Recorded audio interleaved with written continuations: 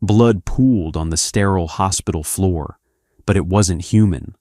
A desperate Navy SEAL cradled his dying K-9, screaming for help as administrators ordered them out. One nurse crossed the line to save a hero, costing her everything, until the United States military decided to return the favor. The fluorescent lights of Coastal General Hospital flickered with an irritating hum, casting a pale, sickly glow over the emergency room. Abigail Harrison adjusted her scrubs, her eyes scanning the telemetry monitors at the Central Nurses Station. As the charge nurse of the busiest trauma center in downtown San Diego, Abigail was no stranger to the gruesome and the tragic. Gunshot wounds, horrific multi-vehicle pileups, and industrial accidents were the standard currency of her 12-hour night shifts.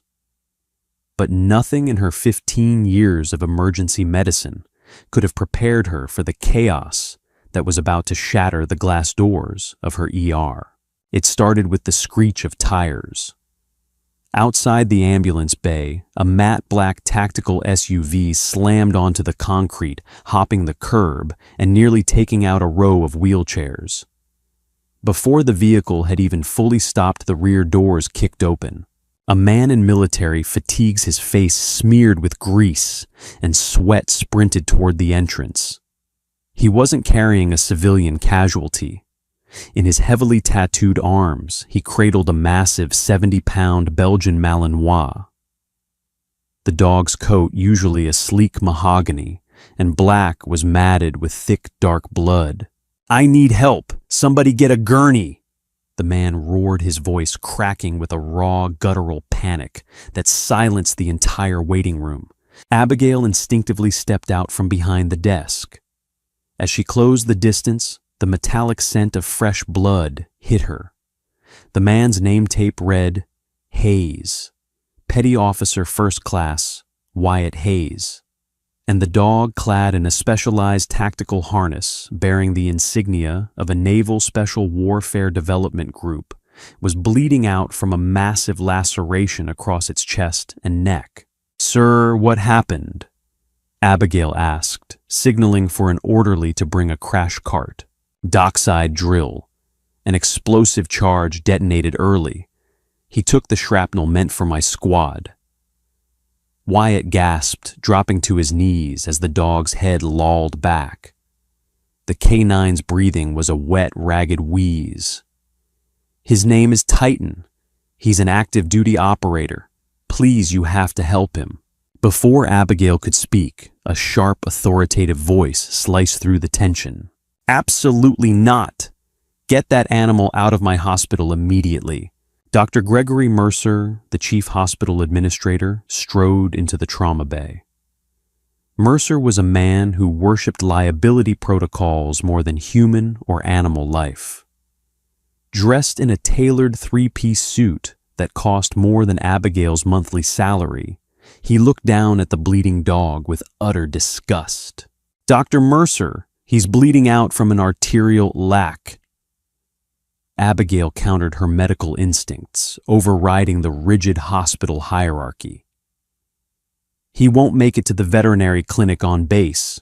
"I do not care, Nurse Harrison," Mercer snapped, pointing a manicured finger toward the exit. "This is a civilian human medical facility. We are not a pound. The bacterial risk, the insurance liability, the utter violation of health codes. If you do not remove this dog right now, I will have hospital security arrest you both for trespassing." Wyatt stood up, his towering frame casting a shadow over the administrator. "He is an American soldier, you bureaucratic coward. He saved 3 men tonight." "He is a dog," Mercer sneered coldly. "Security, escort this man off the premises." 2 burly security guards began to step forward, hands resting on their utility belts. Wyatt tensed his fists, clenching, preparing to fight his way through the room to save his partner. The standoff was a powder keg, and the fuse was burning down to nothing. Abigail looked at the dog. Titan's amber eyes rolled toward her, clouded with pain and shock. He let out a low, heartbreaking whimper, blood bubbling at the edge of his snout. He was dying, right there on her linoleum floor. To hell with the protocol, she thought. Wyatt, pick him up. Abigail ordered, her voice a whip crack that stunned the room. Trauma room 3, now. Harrison, I am ordering you to stand down. Mercer bellowed, his face flushing crimson. Abigail ignored him. She grabbed the handles of a nearby supply cart and shoved it toward the trauma suite. Wyatt didn't hesitate. He scooped Titan into his arms and bolted past the administrator, shouldering his way into the sterile surgical room. As soon as Wyatt was inside, Abigail stepped through the threshold, looked Mercer dead in the eye, and slammed the heavy double doors. She threw the deadbolt, locking the chief administrator out. Open this door! You are fired! You hear me? Harrison, your career is over! Mercer screamed, his fists pounding furiously against the reinforced glass. Inside the room, the noise faded into a dull thudding. Abigail tuned it out entirely. She snapped on a pair of sterile surgical gloves and pulled a surgical spotlight down over the steel table. Put him down. Keep pressure on his neck, Abigail instructed. Wyatt pressed his hands against the dog's throat, blood seeping through his fingers. Abigail worked with a manic, practiced precision. She wasn't a veterinarian, but mammalian anatomy in a trauma setting followed the same desperate rules. Stop the bleeding, restore the volume, close the gap. She quickly flushed the wound with copious amounts of saline, revealing a jagged piece of steel shrapnel lodged dangerously close to the carotid artery. I have to pull it and clamp the bleeder, Abigail said, locking eyes with the SEAL. Hold him steady. If he thrashes, he dies. Wyatt leaned his entire body weight over the dog, whispering a steady stream of soothing commands in a foreign language. German or Dutch, Abigail couldn't tell. With a pair of surgical forceps, Abigail gripped the shrapnel. She took a breath, clamped her jaw, and pulled. Blood geysered upward, splashing across her scrubs and face mask. She didn't blink. Plunging her gloved fingers directly into the wound cavity, she blindly felt for the pulsing torn artery. Got it. She clamped the hemostat down hard. The spray stopped. Volume, she muttered to herself, grabbing a massive bag of lactated Ringer's solution. Since she couldn't risk a blood transfusion without knowing canine compatibility, massive fluid resuscitation was their only hope to keep Titan's blood pressure from fatally crashing. She managed to find a vein in the dog's front leg, inserting a large bore IV catheter and opening the fluids wide. For the next 45 minutes, Trauma Room 3 became a bubble, isolated from the world. Outside, Mercer had called the local police. Red and blue lights were already flashing through the high emergency room windows. But inside, under the blinding surgical lights, Abigail meticulously sutured the muscle tissue and skin of the military working dog, tying off the bleeders with the skill of a veteran combat surgeon. Finally, as she snipped the last suture, she stepped back. Titan's chest rose and fell in a steady rhythmic pattern. The cardiac monitor they had rigged to his paws showed a stable, strong heartbeat. Wyatt slumped against the wall, sliding down to the floor as the adrenaline left his system. He buried his face in his hands, his shoulders shaking with silent, tearless relief. Abigail peeled off her bloody gloves, tossing them into the biohazard bin. She looked at the locked door. Through the glass, she saw Mercer flanked by 2 San Diego police officers. Her career was over. The realization crashed over her like a freezing wave. She had broken federal health codes, violated hospital policy, and locked out the chief administrator. She was going to lose her pension, her job, and likely her nursing license. Wyatt stood up. He unvelcroed a black and gold trident patch from his shoulder sleeve. He walked over to Abigail and pressed it into her hand, closing her fingers over it. "I know what you just sacrificed," Wyatt said, his voice thick with emotion. "You saved a brother today. We don't forget. Ever." Abigail offered a sad, exhausted smile. "Take care of him, Wyatt." She turned around, unlocked the deadbolt, and pushed the doors open to face the firing squad. The moment the seal of Trauma Room 3 was broken, Dr. Gregory Mercer lunged forward, flanked by the two police officers. His face was a mask of unadulterated venom. "Arrest her! Arrest this lunatic!" Mercer shrieked, pointing a trembling finger at Abigail's blood-soaked scrubs. "Officers, nobody is getting arrested," a booming voice interrupted. Down the hallway, a team of 6 heavily armed military police officers, accompanied by a naval veterinarian in field scrubs, marched into the ER. The sheer presence of the Federal Tactical Unit caused the local cops to step back. The military vet brushed past Mercer without a word, entering the trauma room. He quickly assessed Titan's sutured neck, checked the IV lines, and let out a low whistle. He looked back at Abigail, nodding with professional respect. "Clean work. You saved his life. We've got him from here." The MPs loaded the massive Malinois onto a specialized military transport gurney.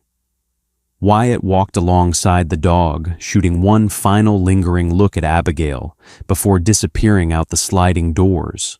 With the military gone, Mercer regained his tyrannical composure.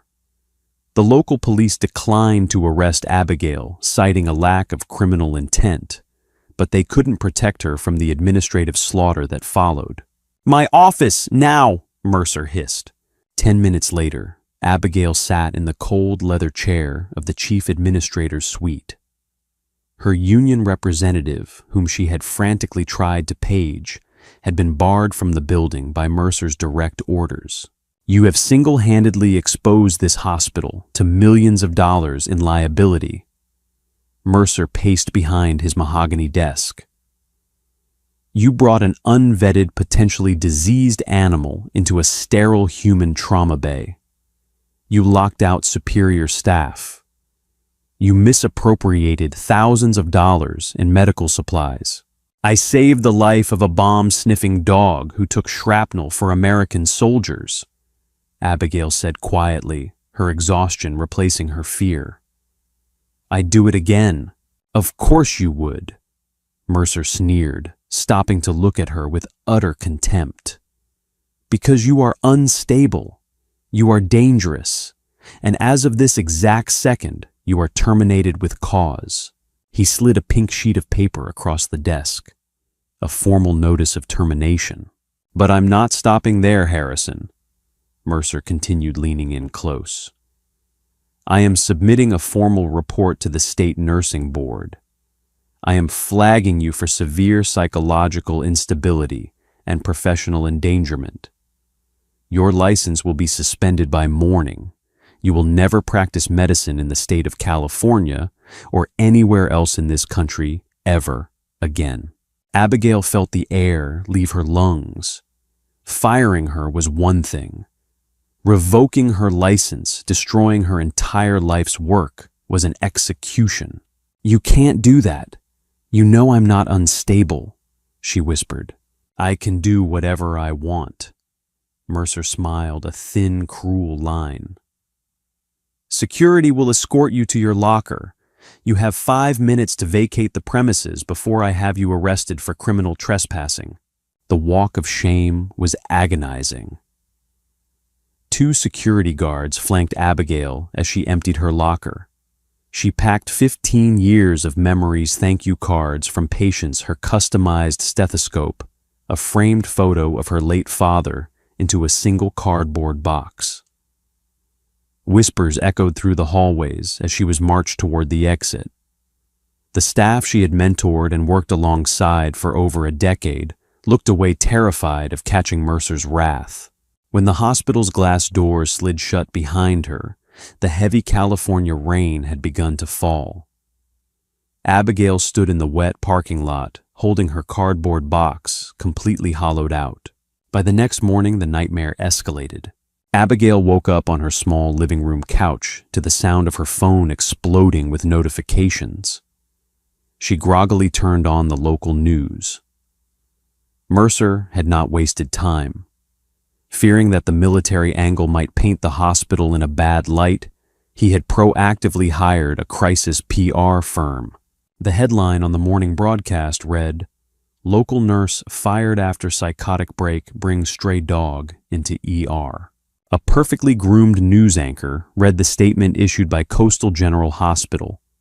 Last night, an unstable employee forcefully barricaded herself in a sterile trauma suite with a violent animal compromising the safety of dozens of human patients.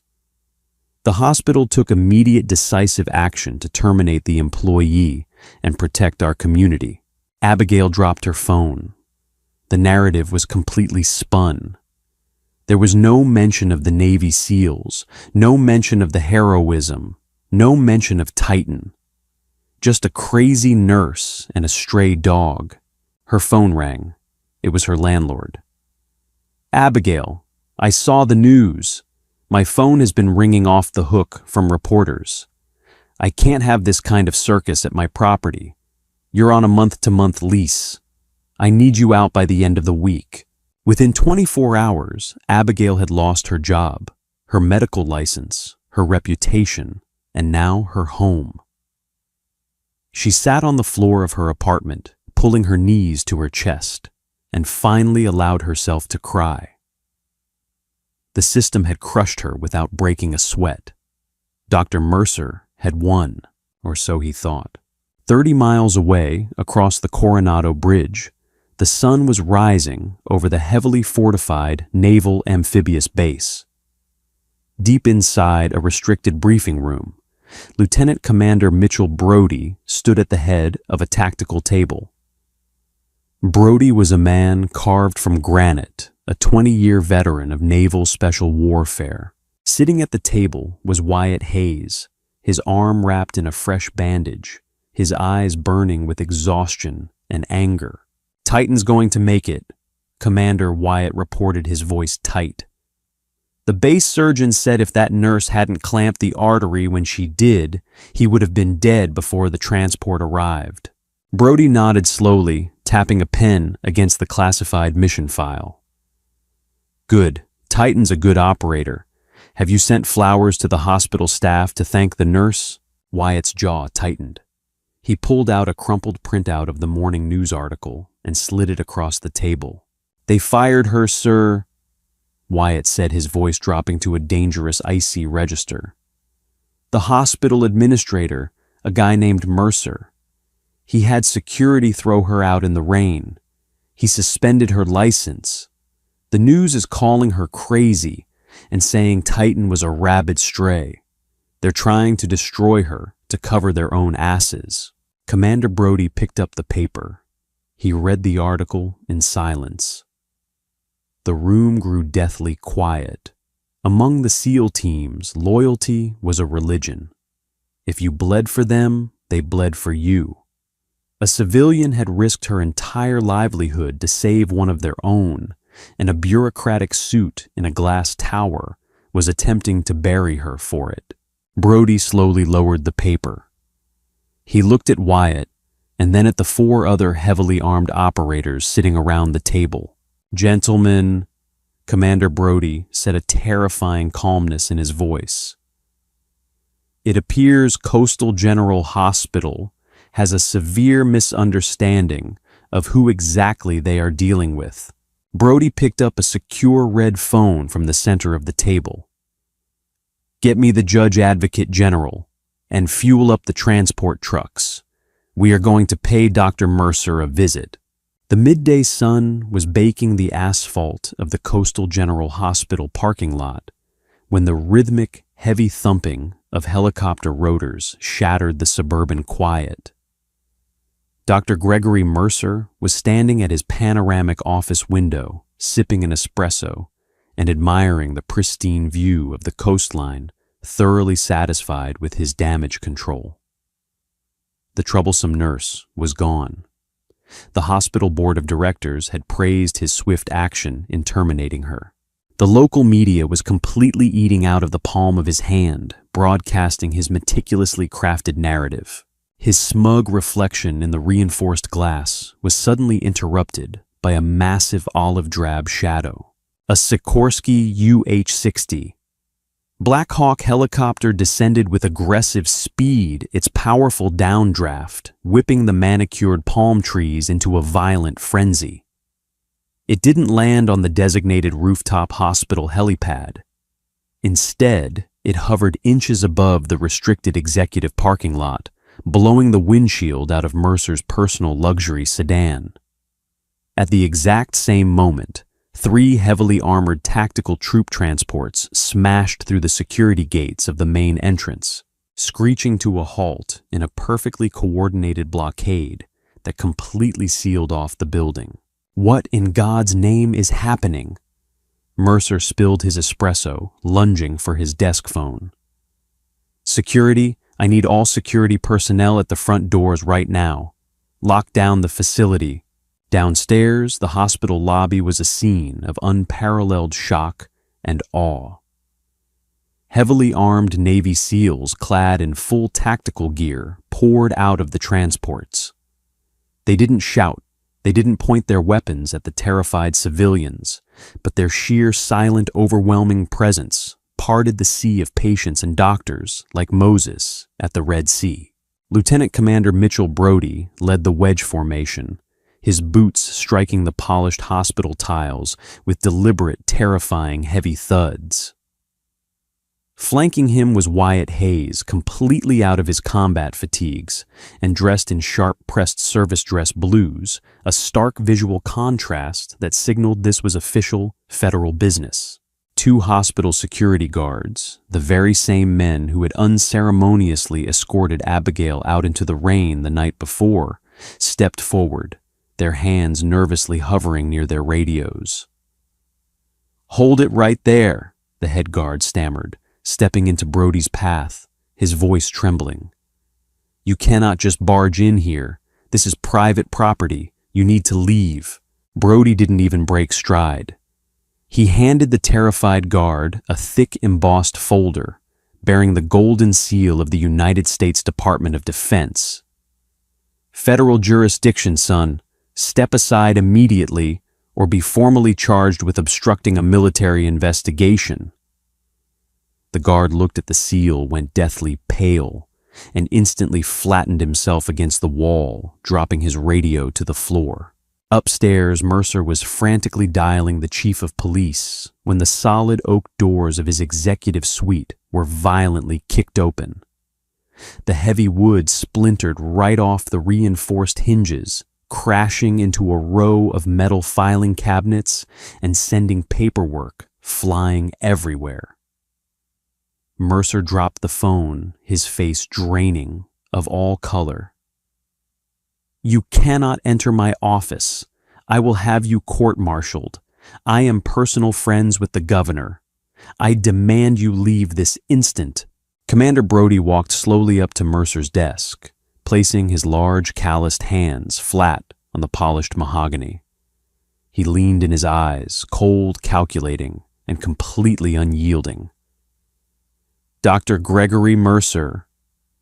Brody's voice was dangerously quiet, slicing through the tension in the room. "You have made a grave tactical error. I fired a rogue, unstable employee who blatantly violated hospital protocol." Mercer squeaked desperately, trying to regain his authoritarian posture. "She brought a stray bleeding animal into a sterile environment. I protected this hospital. I protected the patients." Wyatt stepped forward, pulling a highly classified document from his jacket pocket and throwing it onto the desk. "That so-called stray animal is a highly decorated naval special warfare operator with a top-secret security clearance. You intentionally denied federal personnel emergency medical aid, resulting in life-threatening delays. Furthermore, by initiating a defamatory press campaign this morning, You knowingly broadcasted classified operational details involving active military assets. Mercer blinked rapidly, his arrogance finally faltering as the reality of the situation set in. Classified. It was just a dog. You cannot be serious.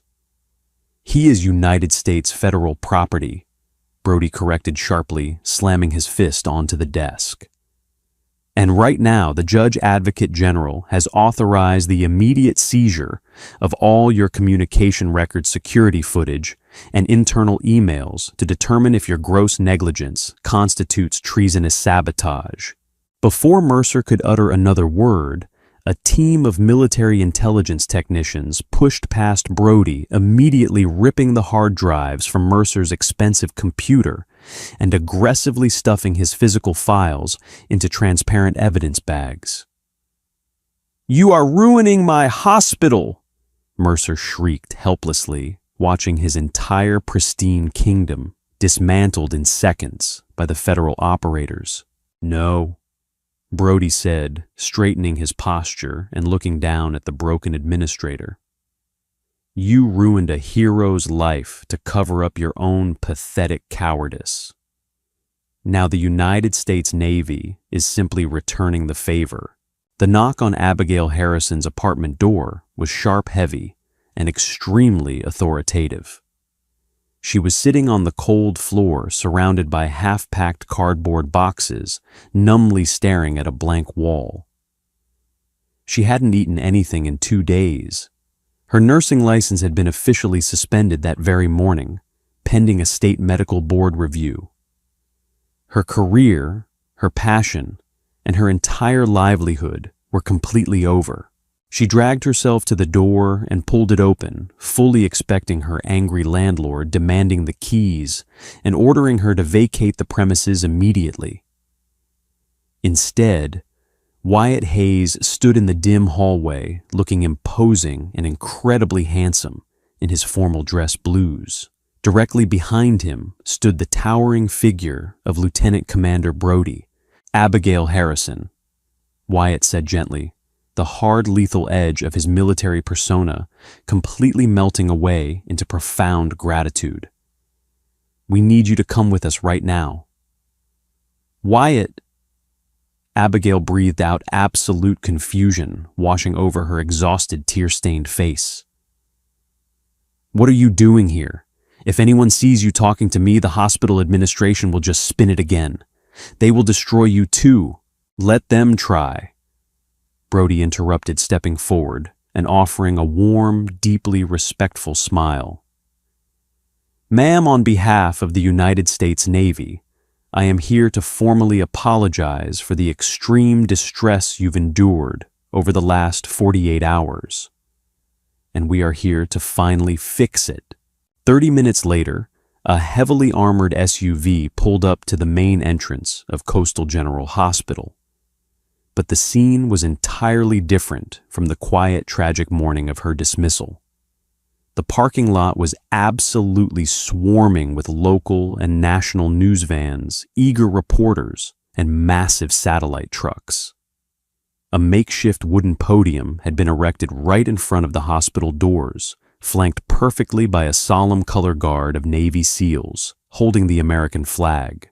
When Abigail nervously stepped out of the tactical vehicle, the camera flashbulbs erupted in a blinding strobe effect. Wyatt walked closely by her side, guiding her safely through the chaotic, shouting crowd of journalists. Standing tall at the podium was the Surgeon General of the United States Navy, a distinguished gray-haired admiral who had flown in directly from the Pentagon just for this unprecedented event. Next to him, tightly handcuffed and looking thoroughly defeated, stood Dr. Gregory Mercer, physically flanked by 2 unsmiling federal marshals. The powerful admiral tapped the microphone. The aggressive press corps instantly fell dead silent. Yesterday morning, a false narrative was maliciously spun by a coward to protect his own financial liability. The admiral's voice boomed over the large speakers, echoing across the hospital grounds.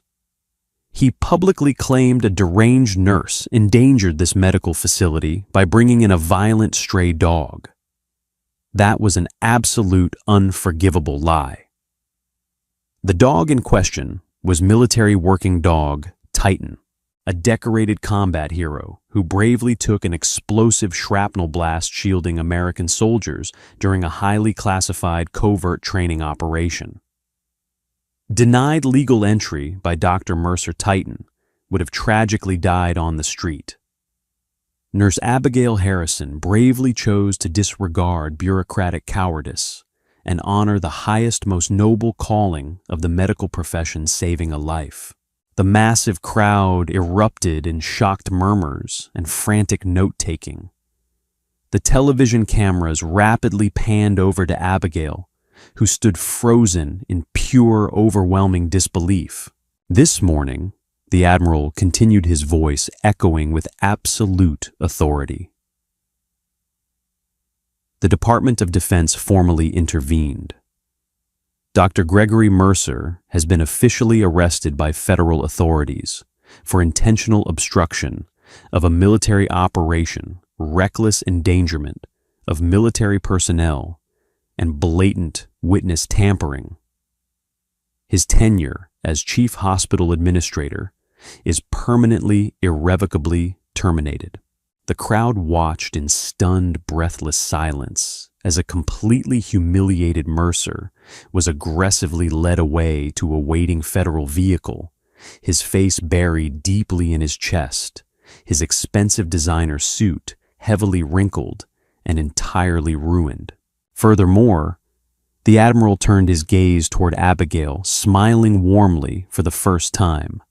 The California State Nursing Board, upon urgently reviewing the unedited security footage legally seized by our federal investigators, has completely reinstated Nurse Harrison's medical license, entirely clearing her of all alleged professional misconduct. Tears finally broke through Abigail's tired eyes.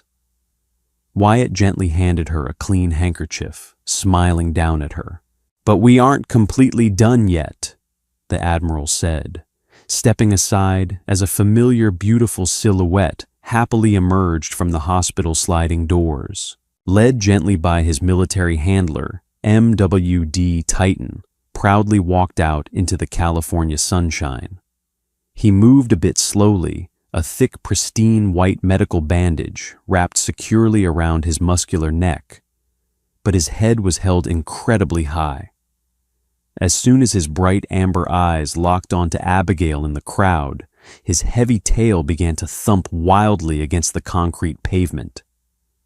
He forcefully pulled against his tactical leash, trotting directly over to her and aggressively pressing his massive, warm head directly against her hip. Abigail immediately dropped to her knees right there on the pavement, burying her face deeply into the dog's soft neck, sobbing freely and happily. The television cameras beautifully captured every single second of the reunion, a raw, undeniable, deeply moving testament to the incredible bond forcefully forged in the bloody chaos of Trauma Room 3. Commander Brody slowly walked over, deliberately crouching down beside her on the asphalt. Abigail, the United States Navy absolutely never lets its own people go unsupported. The prestigious position of Chief Civilian Medical Instructor for Tactical Combat Casualty Care at our Coronado base is currently vacant. It legally pays double what this civilian hospital ever gave you, and you report only directly to us. The job is entirely yours if you want it.